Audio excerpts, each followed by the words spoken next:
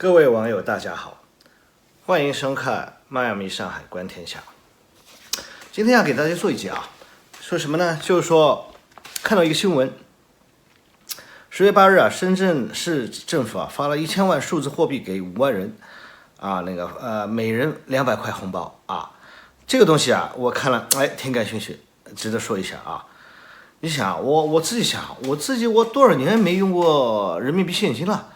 我好5、6年了，还是3、4年，我都忘了。就是那个钱包，我也好久没用钱包了，就是手上有手机，对吧？那就出去了。那现在多方便，支付宝、微信，到处只要一个手机全搞定，对吧？只要手机要保证手机有电啊，没电可不行，对吧？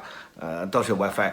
那又方便又安全，然后你买东西找零啊什么，原来用纸币找零，人家商家没零钱，等会儿啊我去隔壁店家去换一下，没这个事儿了，对吧？方便。那今天这个事儿呢，我得谈谈，就是说那个数字货币啊，中国的数字货币目前看是已经是那个公测了啊，已经是公测了，就是说领先美国，中国数字货币的研发啊推进远远领先美国啊，那么。数字货币简称DCEP 啊，对吧？会给那个中国带来什么好处啊？有什么重要作用，对吧？我今天给大家说一下啊。数字货币呢又叫 DCEP， 对吧？那个 Digital Currency Electronic Payment， 它属于那个电子货币的一种。这个东西属于新生事物啊，我觉得值得给大家说一下啊。那个数字货币里边呢，中国的数字货币里边还有那个区块链技术，那个就是像那些比特币啊。那个以太币啊，对吧？但是呢，跟那些区块链的这些比特币、以太币呢有本质的区别。区别在哪里呢？比特币最大的问题，它不是主权货币？它当初不是我忘了是谁弄出来的，就是他当初弄比特币的那个就是初衷啊，那个就是为了摆脱各国的中央政府。它目的它这个主要目的就是摆脱中央政府，要自由。对吧？就是无政府主义一样的，就这个意思。就那帮我估计是那帮无政府主义者搞的啊，讨厌那个政府管束，对吧？我们自己玩，我们自己用自己的货币，这是最大的问题，就是没有任何政府那个中央银行来兜底啊，没法控制。所以呢，比特币出来之后呢，遭到全世界各国央行的抵制啊。它另外一个问题就是什么呢？它虽然那个安全度它是有高度加密的算法，安全性得到了保证，对吧？因为它如果这个不加密不安全，那个被黑客攻破了，那不得了了，对吧？但是它那个加密算法限制了那个总的发行量，到现在就是一共才发行了2100万枚比特币啊。但如果一个国家需要那个印钱了，就 QE 啊，对吧？那你那个这种比特币的稀缺性就无法满足任何国家那个 QE 的需求。你才2100万，人家随便一个国家印个是100亿，对吧？那你根本不够，对吧？那变黄金了，那就变成通缩了，货币不过就是通缩嘛，对吧？所以我跟你讲，然后呢，这个我们再讲一个概念啊，数字货币呢是由一个国家央行啊发行的这是电子货币啊，那属于一种电子货币，是法定货币，具有天然的那个法定偿付义务啊。跟纸币没有区别，我认为跟纸币一点没有区别，只不过以电子的形式展现给大家，对吧？原来那个纸币是以纸币的纸钞的形式，要印的，要花时间，要设计，要防伪啊，要一个特殊的纸张，对吧？一般的纸还不行，外面这个印钞票的纸外面买不到的，对吧？里面的那个颜料啊和那个什么墨什么全是特制的，拿不到的。对吧？还有里面的防伪啊、金属线啊、什么水印啊，还有说雕画，哎呀，烦得要死，对吧？极其复杂，然后还经常被人做那个假币伪造啊，对吧？那个就是数字货币啊，目前啊，世界上就2个国家在研发那个真正的数字货币啊，其他国家在跟在后面啊，早着呢，对吧？概念还没搞清，就是理论就像研究那个当年研究原子弹，对吧？你理论先要把理论弄清楚，对吧？啊，就一套闭环它形成了，然后再做实验啊，一套实验，那做死人了，对吧？我们当初那个64年之前那个钱学森那个邓稼先那帮人回来，没有计算机怎么办？打算盘，中国人多啊，当时还有很多人会打算盘，现在有多少人？有几个人呢会打算盘，对吧？用人工啊语原始老祖宗给我们留下的算盘，对吧？用老祖宗给我们留下那个算盘那个计算方式，对吧？用海量的人工计算来代替计算机啊，终于搞成了啊两弹一星，太不容易了，我跟你讲。好，这个美国的呢，那个 Facebook 研制的那个数字货币叫 Libra。那最近呢，看到一则新闻啊，那个 Group 7啊，集齐集团明确否决了 Facebook 的那个他做的数字货币啊，因为他推广，到七国去游说，到五眼联盟啊，就是五眼联盟，还有大概我估计还有法国、德国这些东西，这些国家发达国家，那他们的拒绝理由是什么呢？首先，它不是美国政府兜底啊背书的法定货币的，不能作为现金使用啊。第二呢，好像他们测试下来安全性，那个加密的安全性有问题，就说经不起那个黑客攻击啊，所以被他们拒掉了。那么说，美国没有其他任何公司或者美国政府在研发另外一个数字货币，没有。那么中国的数字货币呢，从2014年就开始研发了。那今年5月份。那个央行那个宣布，对吧？在深圳、苏州、雄安、成都等地，用农行啊，通过农行和农行合作，在内地这4个城市呢内测了好几个月。主要是什么呢？体制内那个机关单位体制内的那些东西发福利，发交通卡，发什么200块、300块那种小福利，用数字货币测试到现在，5个月了，5月份到现在，10月8号，深圳市政府又公开测试，对吧？那么1000万就是5万人，一人200块，大家测试用下来 ，OK， 那个都没问题，怎么样？然后呢，计划还是在2022年冬奥会期间还要进行更大规模的测试，对吧？主要是测试什么大规模的跨境交易，因为那个冬奥会那个国外游客、国外那个公司啊，主要是个人零售商、那些主要是零售嘛，小额的啊，跨境交易要测试，是否快捷，主要是离线，因为它有那个离线功能，碰一碰，对吧？没有 WiFi， 这样只要手机上有那个 APP， 对吧？有那个数字钱包 APP。2个手机一对上眼就 OK 了，要不付钱，好像是往上滑是付钱，往下滑是收钱，就这么简单，说明离正式推出落地已经非常非常近了啊。那么我们往远了说，就最多2022年冬奥会测试没有大问题，如果得想办法修改一下，就2023年就是数字货币就可以推向全世界了，挺好。那么我现在跟大家说一下啊，那个。数字货币有哪些好处啊？能够为我们国家带来哪些好处？这是最主要的，对吧？因为对我们老百姓来说，你纸币跟数字货币有什么区别？没什么区别。现在就是说，我们平时用那些那个支付宝、微信，主要是虽然它不是数字货币，它是一个支付工具，电子支付工具，但是它和那个。看上去好像是数字货币，其实不是，它和那个银行卡或者信用卡绑定银行卡或者信用卡，但是你用起来一样，对吧？但是呢就比较麻烦，有时候你扫我，我扫你，对吧？数字货币不用了，对吧？噔一下子，专门有一个那个，只要有一个 APP， 对方有一个，就像那个现在商店里面有一个扫码机一样的，你那个2维码打开，对着它一扫，对吧？它到时候我估计它就有一个类似的那种小玩意儿，对吧？然后只要你手机根本不用打开这个程序，手机。靠近它，都打个比方，50公分之内，它就，那个收钱，或者你用操作往上滑付钱，对吧？付给他多少钱就 OK 了，那很方便啊。好处之一啊，我认为这是我个人认为啊，那个我也不是专家学者，对吧？就是个人认为，有这些如下好处啊：一，可以有效监控和防止洗钱啊、黄赌毒啊、贪污腐败、行贿受贿等非法交易，对吧？以前用那个纸币现金交易啊，都是匿名交易啊，因为你纸币上虽然有那个钞票有那个编号没用，对吧？因为纸币太多了，那没法那个追踪啊，没法追踪，对吧？好多就我过去在国外，那个特别是中餐馆啊，或者那些那个做零售的那些老板啊，小老板啊，那个收的现金啊，他就放家里，然后也不报税。为什么可以逃税？为什么呢？你不进银行，不存入银行账户就可以逃税。我没做成这笔生意啊，对吧？那个美国的税很厉害的，我跟你讲啊。然后无法进行那个以前用现金啊匿名交易，无法进行有效的监控和追踪。但数字货币那个 DCEP 啊设立了那个限额分级安排的制度。那个较大金额的支付需要核实身份啊，需要核实身份。小金额的，小金额我不知道多少，我估计大概100之内或者200之内啊，在日常交易啊可以有限的匿名，这个反正。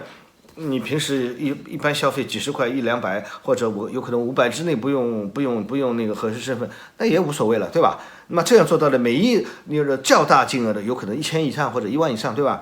较大金额的数字货币呢，就可以央行啊可以准确的追踪这笔钱的去向。那说实话。有些人会你没有隐私啊，哎呀没自由啊，你政府要监控啊，那哪个全世界哪个政府不监控呢？美国的那个斯诺登对吧？那全世界所有国家的政要啊，只要他们认为有价值的人，全部监控啊。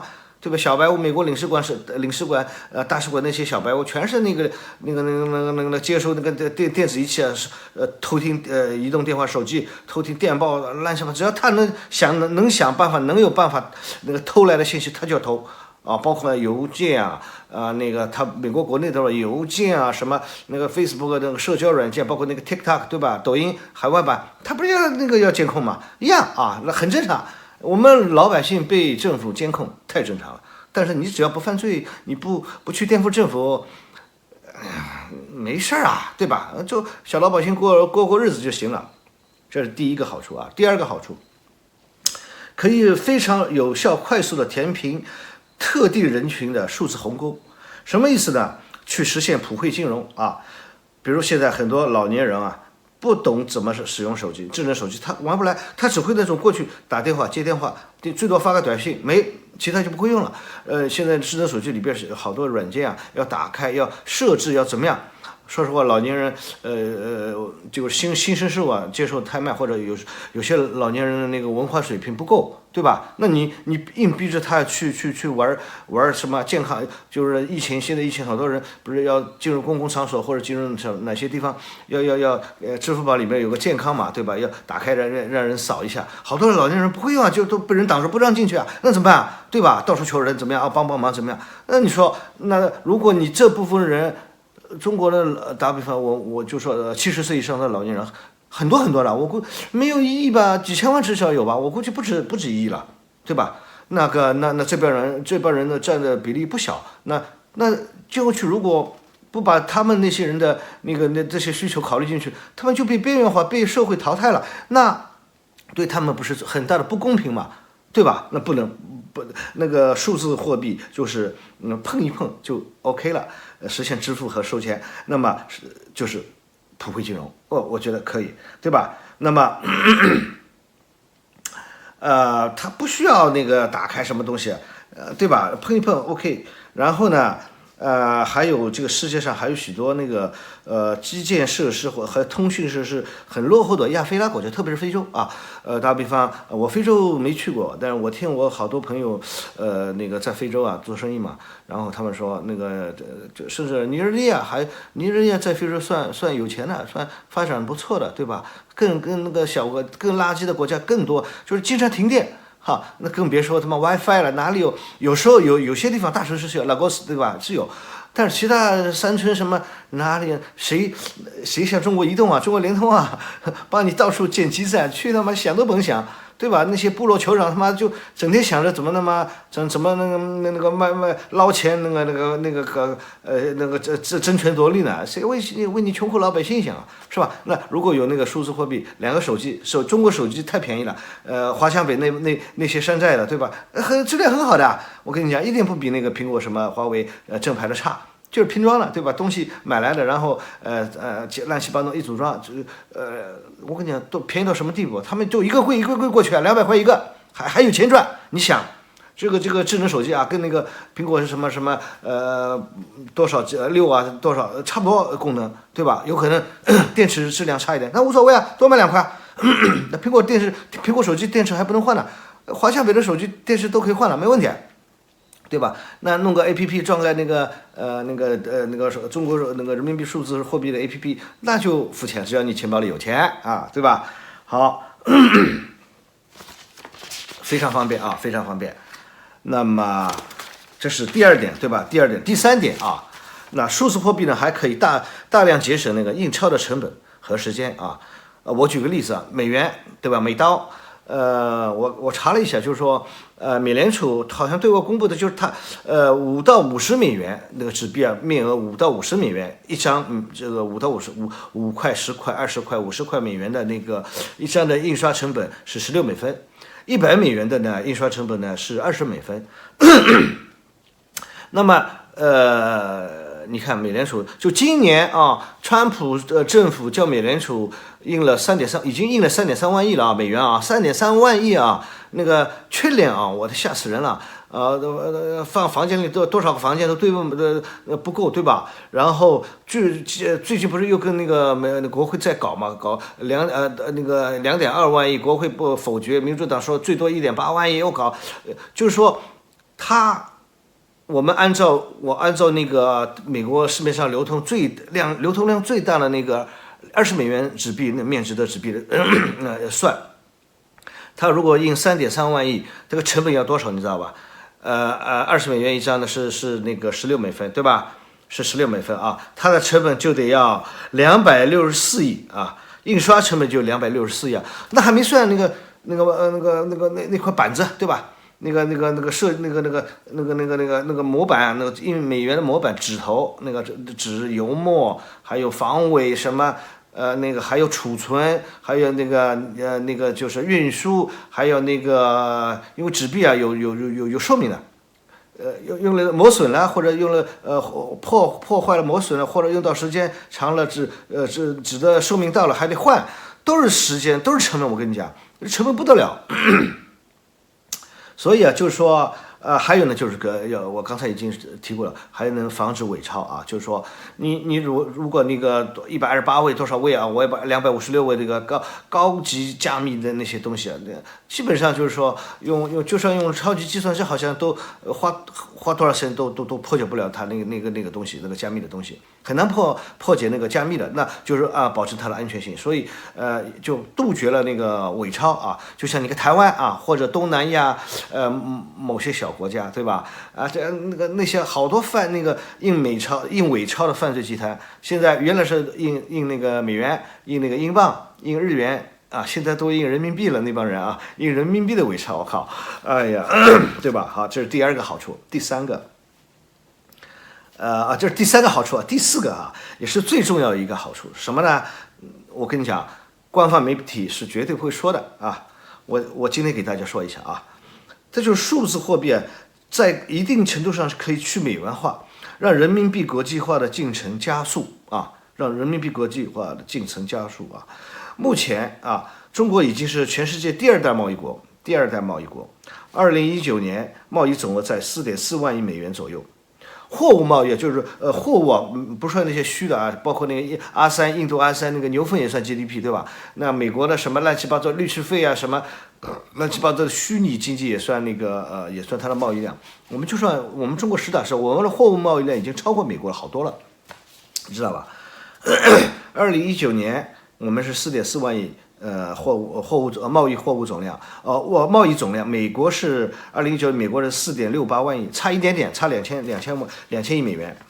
那目前呢，国际贸易结算中呢，各主要货币占比的情况如下啊，美元占到85%，我的天呐，欧元6.5%，人民币才可怜的2.4%啊，那。我们就人民币作为国际贸易结算的这个结算货币，这个占比实在太小了，跟我们那个贸易总量其实根本不匹配的，就是知道吧？跟我们贸易总量，世界第2大贸易国这个地位根本不匹配。那至少打比方，我们那个贸易总量第2，那个货币结算量的占比也得第2吧？美国85，打比方。美国60好吧，我们40，或者我们那个45，对吧？欧元，然后多少零头，日元1点零头 ，OK， 我们能接受，我们才2点几零头啊。虽然去年前年在那个特别提款权 SDR 里面给我们增加了一些份额，但也没用 提款权SDR 现在人家用的不多，你知道不？现在就是你看85%就是国际贸易美元霸权为什么那么狠？他就把国际贸易那个控制住了。你国际贸易都是用那个美元计算的吧？你得看他脸色。这是还有一项呢，还有一个什么东西呢？就是美国啊，用那个美元结算啊，它有一个 SWIFT 因为做生意的都知道 SWIFT 就是那个全球银行金融协会，对吧？全球银行金融通信协会叫全称啊。那么那个它总部在比利时布鲁塞尔，但是全是美国人控制的，美国人控制。那他这个机构负责什么？负责就是说，那我看一下，这个机构是负责，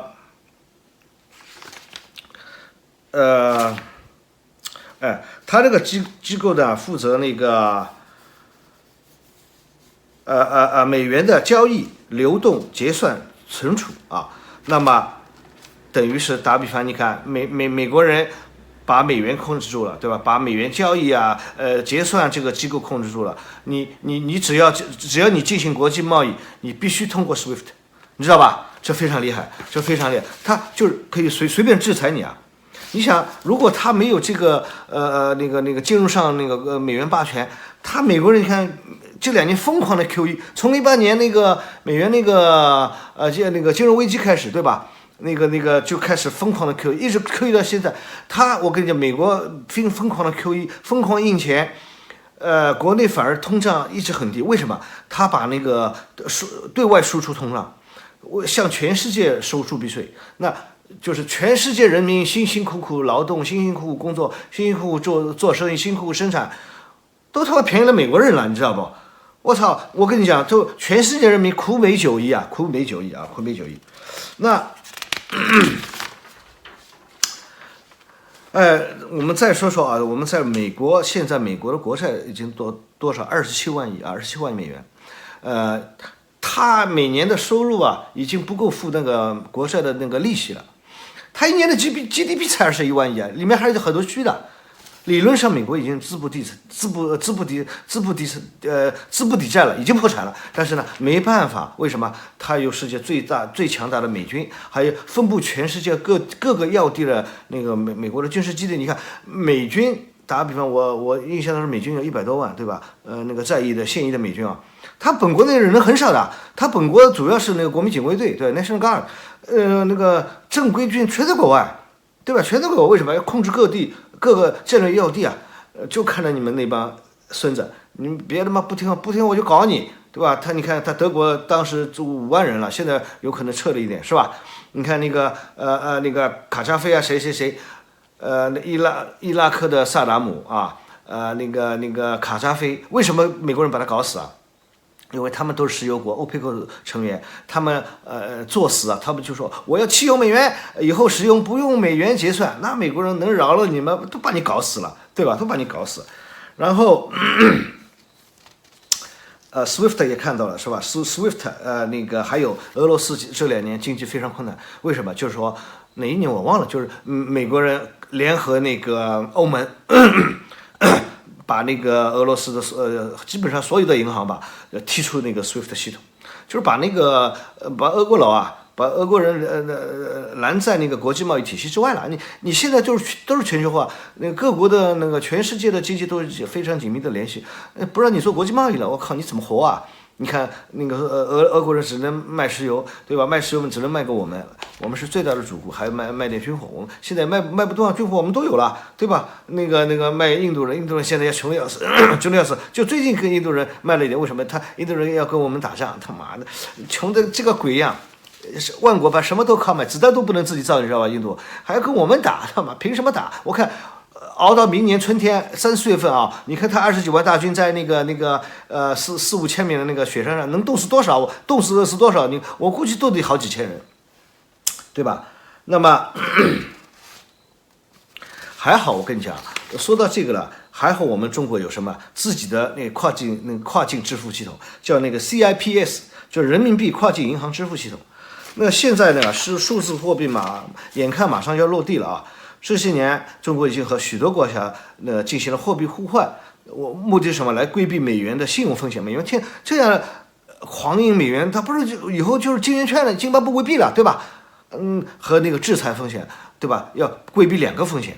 对吧？你不知道哪天它就崩了，或者哪天它老美发狠了，把你踢出美元体系了，对吧？你要规避，所以货币互换什么呢？就是说大家互借货币，我给你日本，我给你1万亿人民币，你日本给我打个比方，按照汇率，1比100号1比多少？你给我100万亿日元，对吧？然后我们那个做生意，然后通过两国货币绕开美元啊，不让他赚手续费，不让他收铸币税，不给他扒一层皮，对吧？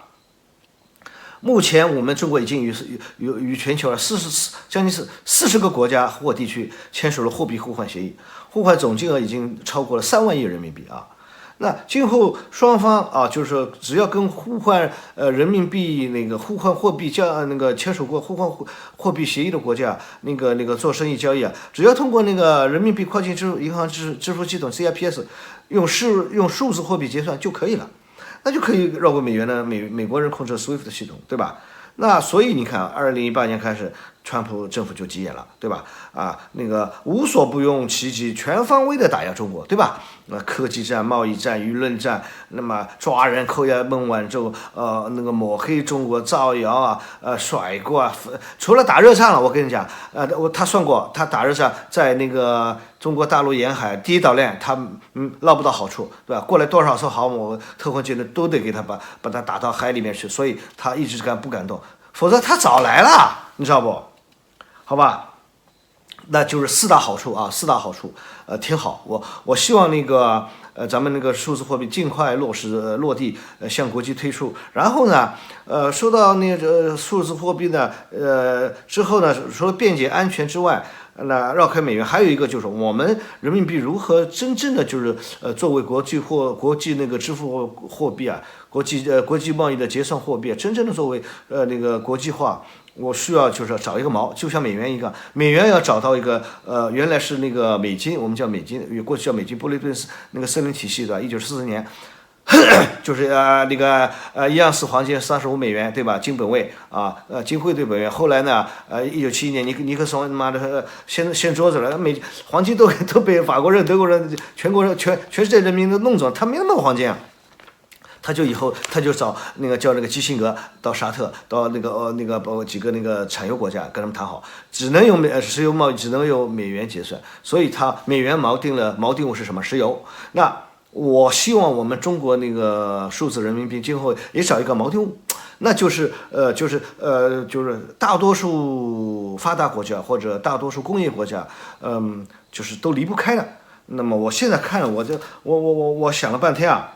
我觉得就是说，锚定物有3个啊，一个就是我们全球，我们中国啊，世界工厂作为全球有那个联合国门类最齐全的那个工业生产能力，能不能作为一个人民币那个的锚定物呢？对吧？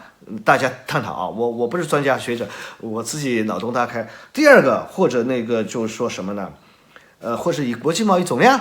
对，我们已经世界第2了，眼看超过美国没问题啊，是不是可以用国际贸易总量作为人民币的锚定物呢？因为我们要提高我们的那个国际贸易结算那个占比嘛，本币的国际贸易结算占比嘛，对吧？用国际贸易总量也不错，也是个好，我觉得也是个不错的主意啊。第3，发电量。就像石油一样，你工业国啊，现在好多东西都是石油里提取的，对吧？塑料什么乱七八糟的，那个都是从此，所以离不开那个石油又是能源。那你发电量，工业国，你国家要好多那个亚非拉穷国要工业化就要用电，你知道吧？发电量，发电我跟你讲，发电量啊，我又查了一下，到2019年为止，我国的总发电量为7.5万亿千瓦时。千瓦时就是度啊，就是1年的发电量是7.5万亿度，那么占全球总发电量的1/4强，已经超过了美国、印度、俄罗斯这3个国家的发电量总和，厉害吧？厉害了我的国。那么有很多人说，哎呀，那个你就是国际化，不是那个人民币国际化吧？那就三足鼎立了，美元、人民币、欧元，对吧？那我说实话，欧元我不看好，我最后说欧元我不看好。欧盟是一个松散的联盟，它没有自己军队，没有自己的统一的中央政府，对吧？你国防还要靠美国人主导的北约来保护自己，对吧？所以那个你看，这次那个新冠疫情看得很清楚吧？大难临头各自飞啊，通通的互相封锁边境啊，不让你人过来，不让你人过去啊，互相抢夺截胡抢夺那个医疗资源，抢夺口罩、呼吸机这些那个防护服医疗资源，没前途。我跟你讲，那欧元就是个伪的全球货币。我跟你讲，为了就是什么，就是那帮老欧洲啊，老牌的那个资本主义那个国家，就是心里不服，看不起美国人，你知道吧？